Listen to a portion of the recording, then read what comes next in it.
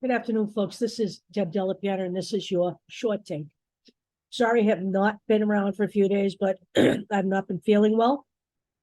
I'm feeling a little bit better today.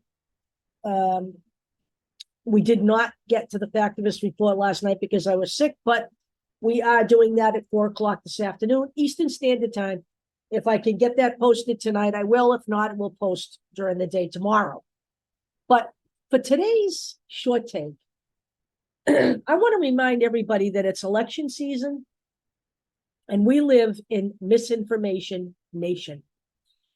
We have been in Misinformation Nation now since 2016. You know, all of this stuff on social media started in 2016 with the election of Donald Trump, where we had Russia creating multiple fake accounts on all kinds of social media sites to spread misinformation about the Democrats, rather, and Hillary Clinton, because Vladimir Putin essentially wanted Donald Trump in office. And no, Vladimir Putin didn't sit there flipping votes from his little, hidey hole in the Kremlin. That's not what happened. But what they did was influence voters here in the United States, and they have every intention of doing that again in 2024. You can count on that. All right. There is now apparently leaked documents out there from a couple years ago detailing just exactly how Putin and Russia did this. It was published in The Guardian. And I'll make sure this is in the YouTube version. So you understand, but you have to vet your information from everywhere. This is one of the reasons why the Factivist Project does not allow their groups to become flooded with memes. All right, people have got to get back to reading. Okay, I understand everybody's too busy, but there are some things where you need the truth, and it takes more than 50 words on a brightly lit page to get to that fact. So let's talk about the misinformation I've seen on the internet just from last week. One I'm really surprised at, Meidas Touch, because I follow Meidas Touch, but I saw this video from them stating that Aileen Cannon took herself off the documents case, Judge Cannon. And I watched the video. They had some kind of a legal document showing on the screen. So I went afterwards to look for that information because, quite frankly, I'm at work all day and I have my phone with me and the news just continually scrolls across my screen. So even though I'm working, when I have a minute, I pick up my phone and I check. I saw none of that anywhere all day long. And I've seen none of that anywhere since that video on Friday when I saw it. In fact, I've seen articles out there stating that is false information, that Aileen Cannon has not recused herself from the case and that she has no intention of doing so. That's the first surprising bit of misinformation I saw. But then I saw some on Twitter. X, sorry. The really current cesspool of misinformation. This is where you can go to see how the right wing views Donald Trump, and he's usually all buffed up with muscles and tattoos on his chest. On his best fucking day, he never looked like that. So if you want it, we can start with that level of misinformation as a baseline, okay? But there was a picture of these gates open in this with some scenery in the background. And it looked like a desert, basically. And this was a tweet that was shared by a sitting senator. His name was Ted Cruz, who, we know he's factually challenged anyway, but basically what this stated was that the photo was showing that Biden welded open parts of Donald Trump's wall between Arizona and Mexico so he could allow migrants to flood in to Arizona.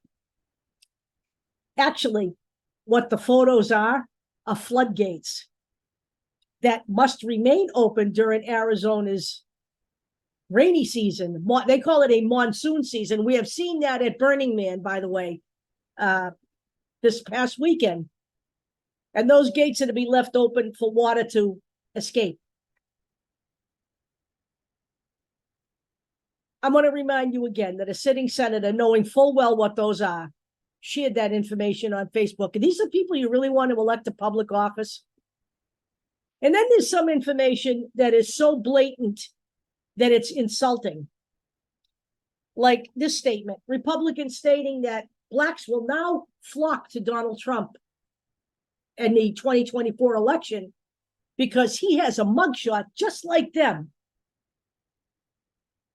That's an unusual way to try to win over voters, by insulting them. I mean, to me, that's not just misinformation. That's singularly one of the most racist statements I have ever seen published anywhere. But it's only fitting that it's on Elon Musk's venue. And then there's misinformation of another kind. Misinformation where things are left out of the media. Let's see if I can share this, because this is the only one I really want to do. And I'm doing it because I think this is important. And so do several of my colleagues. I wasn't going to include this, but they convinced me to. So there's an article from the Associated Press that says, Pope says some backward conservatives in the U.S. Catholic Church have replaced faith with ideology. That's a big thing here in the United States, ideology, especially when it comes to religious ideology. And what we've seen over the last couple of election cycles are a lot of Hispanic voters gravitating towards Donald Trump as he, engages his Christian nationalists, and they spread their ideology about how poison everything has become. Kids are being groomed.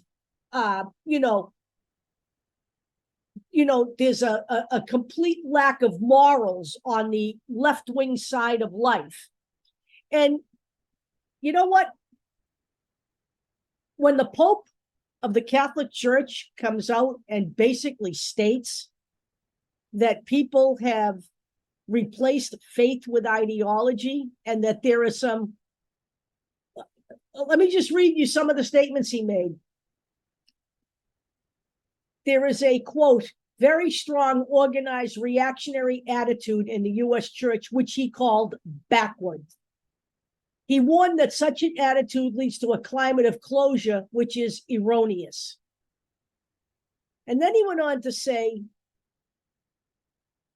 the vision of the doctrine of the church as a monolith is wrong. When you go backwards, you make something closed off, disconnected from the roots of the church, and he alleges that this has a devastating effect on morality. And then he went on to say, I want to remind these people that backwardness is useless, and they must understand that there is a correct evolution in the understanding of questions of faith and morals that allows for doctrine to progress and consolidate over time. These are the same people, the reactionaries, promoting the whole 1776 thing, where, the founding fathers really wanted us to think like we did then. There is no evolution of the Constitution, no evolution in civil rights, no evolution in the church. And to keep that information out of the public venue when voters could use that, certainly Hispanic voters need to see that, to understand that. That is misinformation of a different kind, but it is misinformation nonetheless. That's basically all I've got for you today. It's important that you vet everything, because we vet everything, especially if you're posting in our groups. You need to make sure it's accurate, because we will. I will talk to you all later.